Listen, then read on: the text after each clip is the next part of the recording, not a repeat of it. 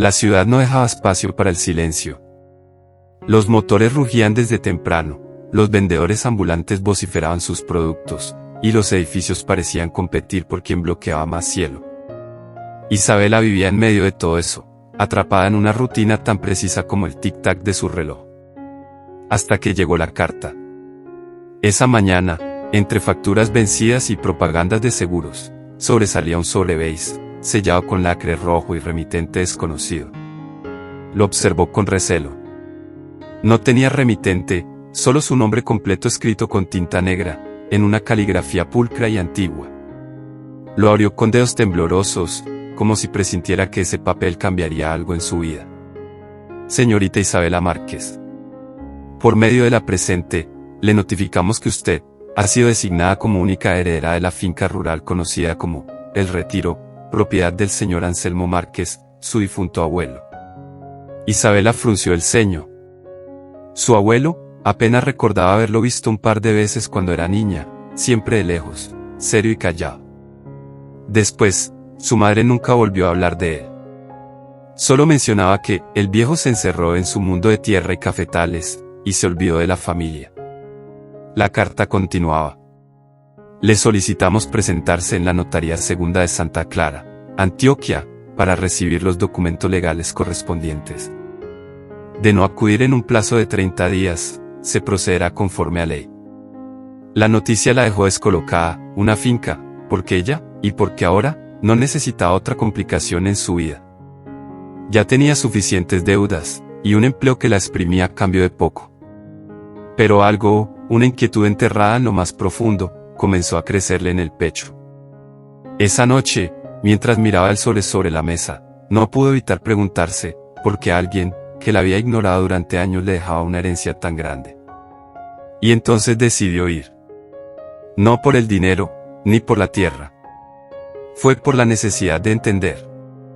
Tal vez, solo tal vez, había algo más detrás de esa carta inesperada. Días después, emprendió el viaje a Santa Clara, un pueblo enclavado en las montañas. El camino era angosto, lleno de curvas, con acantilados que parecían rozar los neumáticos del autobús.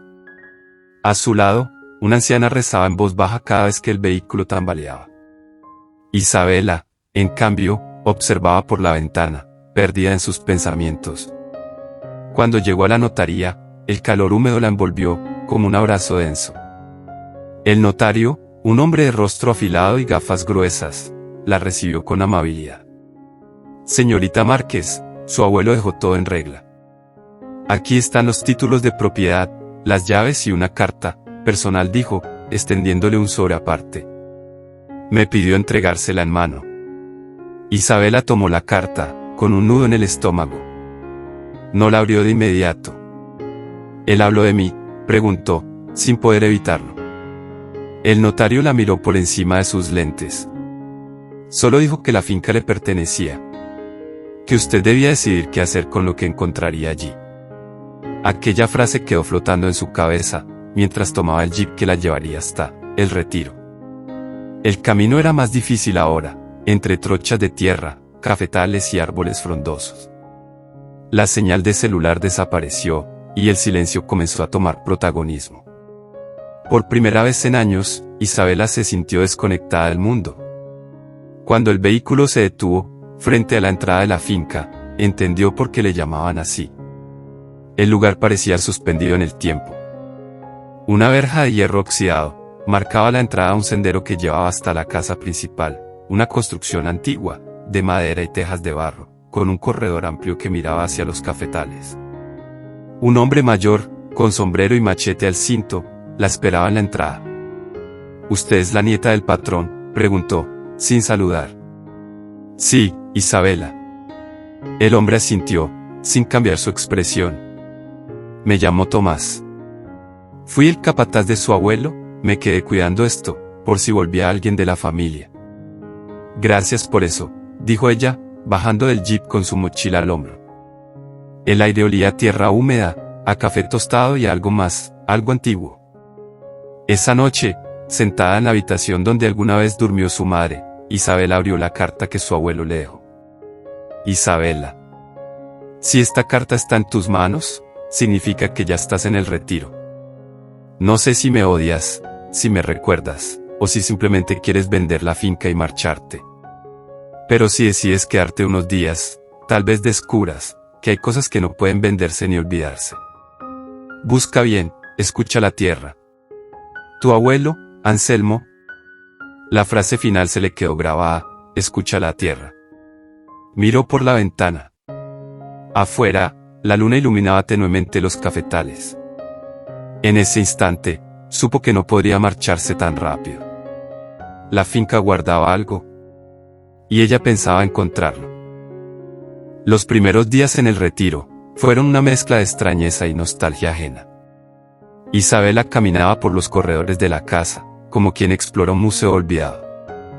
Todo parecía intacto, los muebles antiguos, los retratos amarillentos en las paredes, una radio a pilas en la cocina, que aún funcionaba y sonaba boleros tristes, cuando Tomás la encendía por las tardes. Pero lo que más le inquietaba no era lo que veía, sino lo que sentía. Había una tensión en el aire, como si la tierra respirara por debajo de los cimientos, como si cada rincón guardara una historia que nadie quería contar. Tomás, siempre callado, respondía lo justo. Cuando ella preguntó por su abuelo, solo dijo: Don Anselmo era un hombre duro. Amaba esta tierra, pero no a cualquiera se le entregaba. ¿Y mi abuela?, preguntó Isabela con timidez. Tomás bajó la mirada. Se fue hace mucho. Nunca volvió. La respuesta fue seca, cortante. Como si tocar ese nombre fuera a abrir una herida vieja que aún supuraba. Al tercer día, Isabela decidió recorrer los terrenos. Tomás le ofreció un caballo, pero ella prefirió caminar. Avanzó entre cafetales, árboles de mango y senderos estrechos hasta llegar a una zona más boscosa. Allí, el ambiente cambió. El suelo estaba más suelto, la vegetación menos cuidada. En una esquina, notó algo extraño, tierra removida recientemente, como si alguien hubiese cavado y vuelto a tapar. Se agachó, tocó el suelo y sintió un escalofrío recorrerle la espalda. No supo por qué, pero pensó en la carta de su abuelo. Escucha la tierra. ¿Qué hay aquí?, se preguntó en voz baja. Esa noche, mientras la lluvia tamborileaba en el tejado, Isabela soñó con una mujer vestida de blanco, que caminaba descalza por los cafetales. Sus manos estaban cubiertas de tierra, y su rostro, aunque borroso, le resultaba familiar. Se despertó agitada. Y por primera vez, sintió que ese lugar no era solo una finca. Era un secreto. Uno que la estaba esperando. Al día siguiente, Isabela no pudo quitarse de la cabeza la imagen de la tierra removida, ni el sueño de la mujer vestida de blanco. Desayunó en silencio mientras Tomás le preparaba café. ¿Quién ha estado trabajando en la parte trasera del terreno?, preguntó ella, tratando de sonar casual. Tomás la miró por un segundo, luego bajó la vista. Nadie. Esa zona está sola desde hace años. Isabela no insistió, pero notó cómo sus manos temblaban ligeramente al servirle el café. Con el corazón acelerado, volvió al lugar esa tarde, esta vez con una pequeña pala que encontró en el cobertizo. Cavó un poco, no mucho, solo para sacarse la duda, y allí encontró algo inesperado, una pequeña caja de madera, húmeda por el tiempo, con una cerradura oxidada. La llevó a la casa y, con cuidado, la forzó. Dentro había varias cartas, dobladas con cuidado, y una fotografía antigua, una mujer joven de cabello largo y liso, abrazada a un hombre de mirada dura. Ella reconoció al hombre, era su abuelo. Las cartas estaban firmadas por Elena, su abuela. Mi querido Anselmo. A veces me pregunto si esta tierra nos está dando la vida, o nos la está quitando. Algo se está pudriendo bajo estos árboles. Siento que esta finca guarda un dolor muy profundo. Y tengo miedo. Isabela leyó una tras otra, con las manos temblando. Las palabras hablaban de peleas, de secretos, de cosas que no podían saberse. Había menciones vagas a otras personas, a visitas nocturnas, a dinero que no venía del café. Pero lo más inquietante fue la última carta.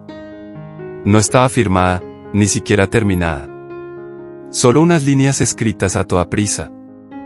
Si alguien encuentra esto, por favor, escuche lo que la tierra quiere decir. Hay algo más allá de los cafetales, algo que nunca debió quedar enterrado. Esa noche, los ruidos comenzaron. Un golpe sordo en la puerta del sótano. Luego, pasos. Isabela bajó con una linterna, respirando con dificultad. El sótano olía a humedad, madera vieja y tierra mojada. Y allí, en el rincón más oscuro, vio algo cubierto por una lona polvorienta, un baúl. No lo abrió esa noche, pero supo, sin duda, que había comenzado a desenterrar, mucho más que recuerdos. El baúl tenía el peso de los años. Oxidado por fuera, forrado por dentro con una tela desgastada que alguna vez fue roja.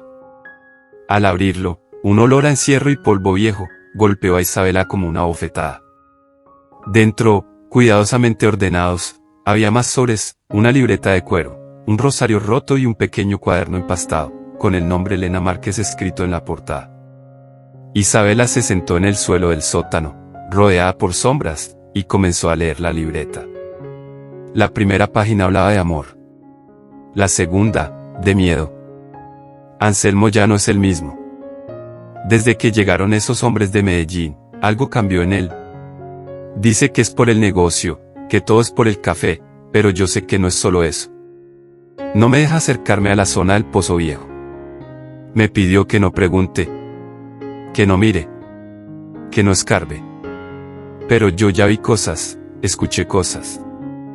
Isabela leyó con la garganta cerrada, sintiendo que la voz de su abuela se colaba en sus pensamientos. Las páginas hablaban de noches de gritos, de ruidos en el patio, de discusiones entre su abuelo, y hombres extraños que venían y se iban sin dejar rastro. También hablaban de documentos escondidos, de amenazas, y de algo que Elena quería sacar a la luz. Esto no era solo una finca, murmuró Isabela. Esto era una tapadera. Esa misma tarde, Isabela enfrentó a Tomás en el corredor de la casa. El viejo estaba limpiando su machete, como hacía todos los días, con movimientos pausados y mecánicos. ¿Qué pasaba aquí?, le preguntó ella, mostrándole el cuaderno. No me digas que no sabes nada. Tomás alzó la mirada, y por un segundo, su rostro endurecido, mostró algo parecido al miedo. La señora Elena era una mujer valiente. Quiso descubrir cosas que no debía, dijo, bajando el machete con un suspiro. Pero nadie la escuchó. Y después, desapareció. ¿Desapareció? ¿Cómo que desapareció? Una noche ya no estaba. Su abuelo dijo que se había ido. Que no aguantó la vida aquí. Pero yo, Tomás apretó los labios, yo siempre sospeché que no fue ella quien decidió irse. Isabela sintió que el corazón se le caía al estómago. ¿Y si su abuela no había escapado, sino que estaba enterrada allí mismo? ¿Qué hay en el pozo?, preguntó, recordando las palabras de la libreta. Tomás la miró con resignación. No lo sé. Pero don Anselmo lo mandó sellar con cemento hace más de 30 años. Dijo que era peligroso. Que nadie debía volver a bajar. Isabela supo, en ese momento, que el pasado estaba muy vivo. Y que la tierra no iba a quedarse en silencio por mucho más. La entrada al pozo estaba al final de un sendero cubierto de musgo, detrás de los cafetales más viejos. Era un círculo de piedra, con una tapa de concreto resquebrajada por el tiempo, y una cadena oxidada a su alrededor. Parecía una tumba olvidada. Isabela se quedó mirándolo largo rato, mientras el viento agitaba las ramas como si murmuraran advertencias. Ahí enterraron algo, dijo en voz baja, recordando las palabras del diario de Elena y la carta de su abuelo. Y no fueron solo secretos. Esa noche, no pudo dormir. Soñó con la misma mujer del vestido blanco, solo que esta vez, la veía parada justo frente al pozo. Le extendía la mano, y sus labios se movían, aunque no salía ningún sonido. Isabela se despertó empapada en sudor. Por la mañana, decidió actuar. Fue al galpón, buscó una barreta, un cincel y un mazo. Si nadie quería contarle qué había allí, lo iba a descubrir por sí misma. Tomás la encontró en medio de su tarea.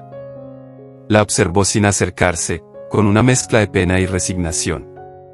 Si va a abrir eso, más le vale estar lista para lo que va a encontrar. Ya no me importa, dijo ella, jadeando mientras golpeaba el cemento. Necesito saber la verdad.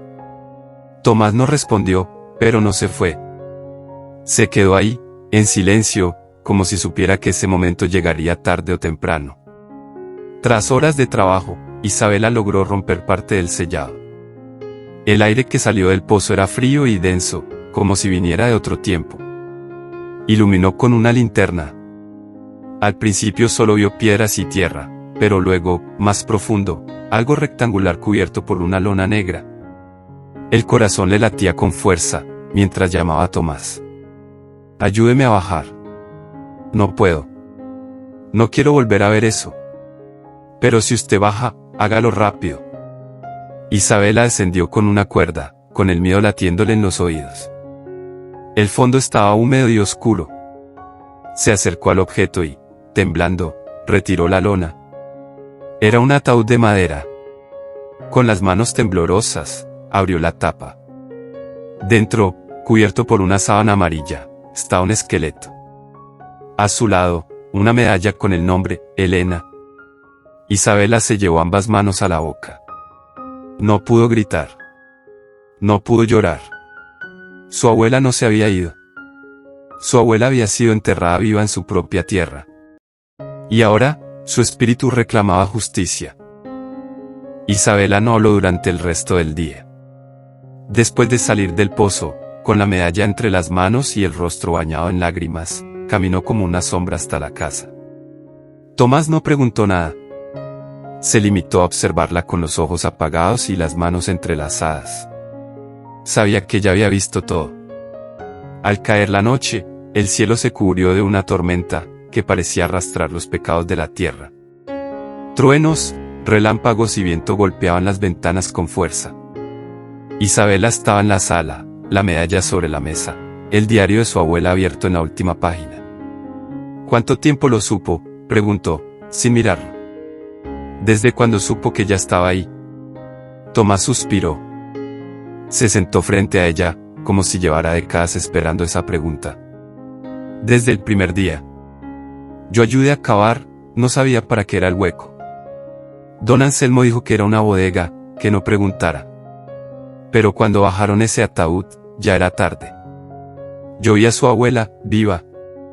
Golpeaba desde adentro. Isabela sintió que el estómago se le revolvía. ¿Por qué no hizo nada? Porque tenía miedo, confesó Tomás, con la voz rota. Porque tenía familia. Porque don Anselmo era un hombre peligroso, muy peligroso. Esa finca no vivía del café, señorita. Aquí venía gente a esconder armas, a hacer negocios con los narcos. Su abuela quería denunciarlo, iba a ir a la policía.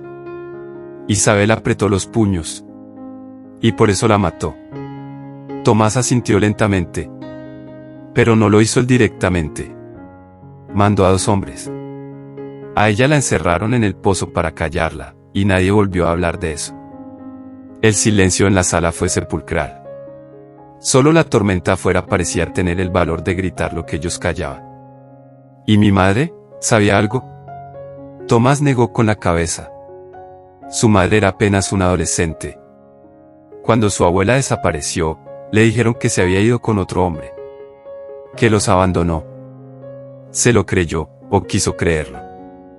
Nunca volvió aquí, nunca quiso saber más.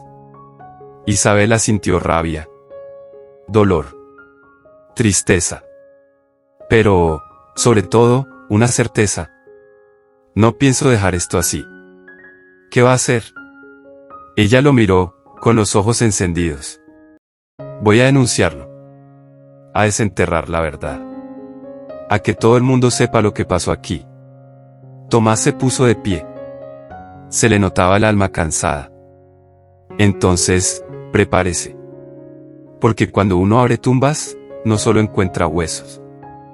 También se despiertan los fantasmas.